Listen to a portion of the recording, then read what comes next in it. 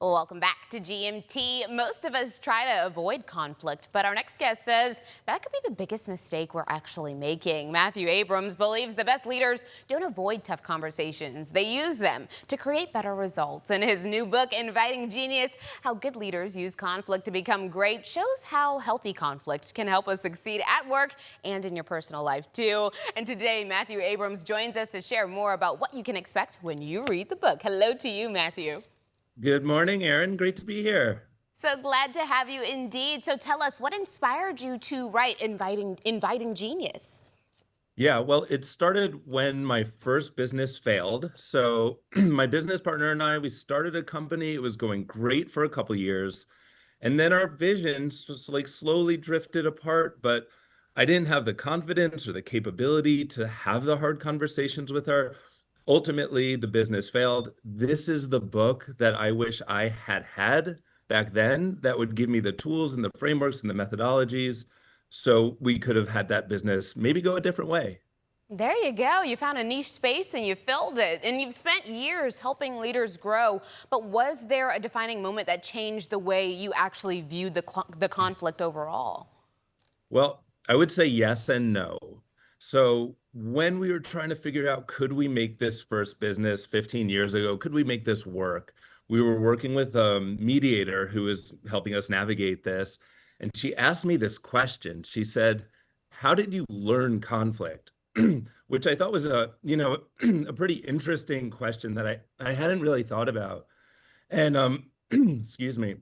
And what I learned was my parents were happily married for 15 years and they got in this huge fight. And then their marriage slowly but consistently deteriorated. I never saw them have conflict before that. And I never saw them have conflict after that. So I created this story that I need to avoid conflict at all costs because it could lose to the very thing that I care most about. So that was really the beginning of me like having that insight. But then it took me a couple more years to realize that conflict isn't something to avoid. It's actually something to use and learn from.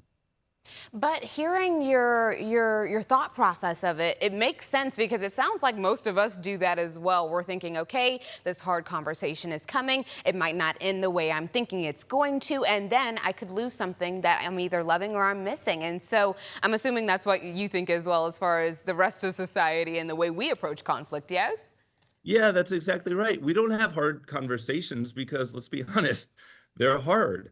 And we care and we have these relationships that really matter in our life. We don't want to hurt other people. We don't want to get hurt. We don't want to be rejected. So most of the time we just play it safe.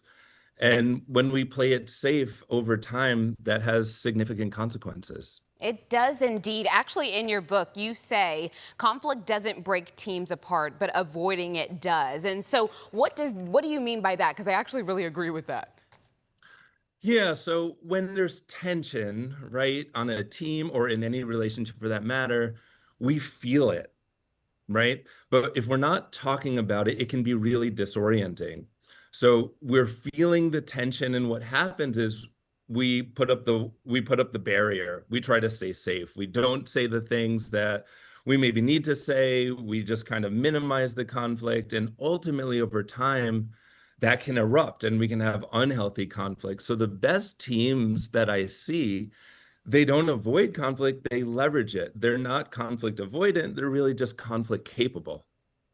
I like that. Conflict capable. I'm stealing that from you. Go That's a for good it. one indeed.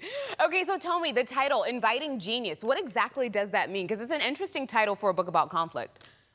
Yeah, it is a book about conflict, but it's really a book about something deeper than that.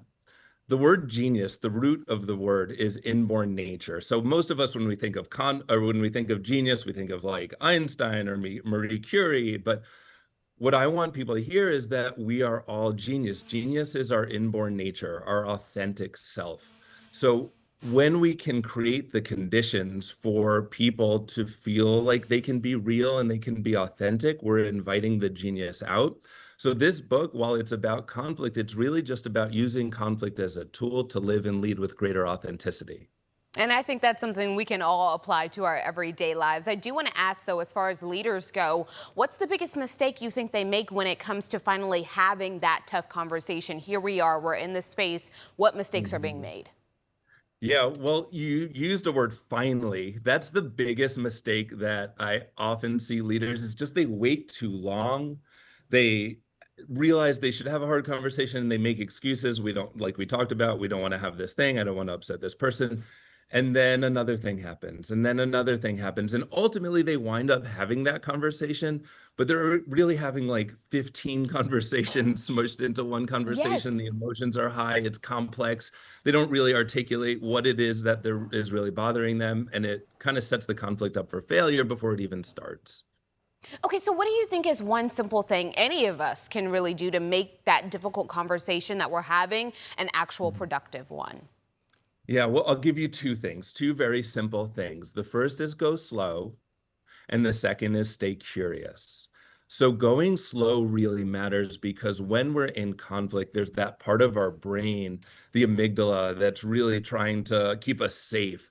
And the number one thing that we can do to keep our thinking brain online is to slow things down, take some breaths, and just pause.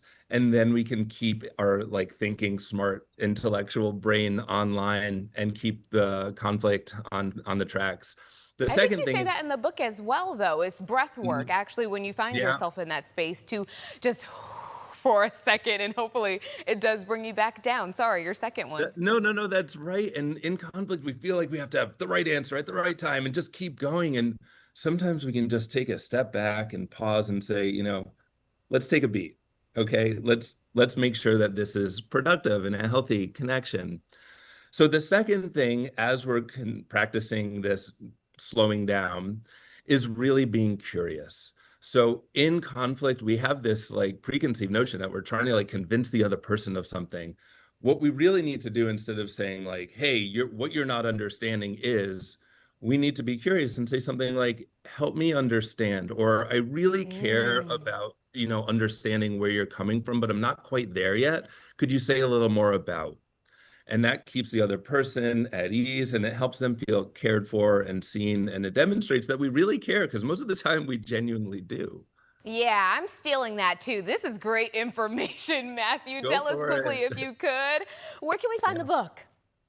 Sure. Invitinggenius.com. You can learn more about the book. If you want to learn more about me and the work that I do with leaders, go to matthewabrams.us. All right, Matthew, thank you so much for sharing your genius with us this morning.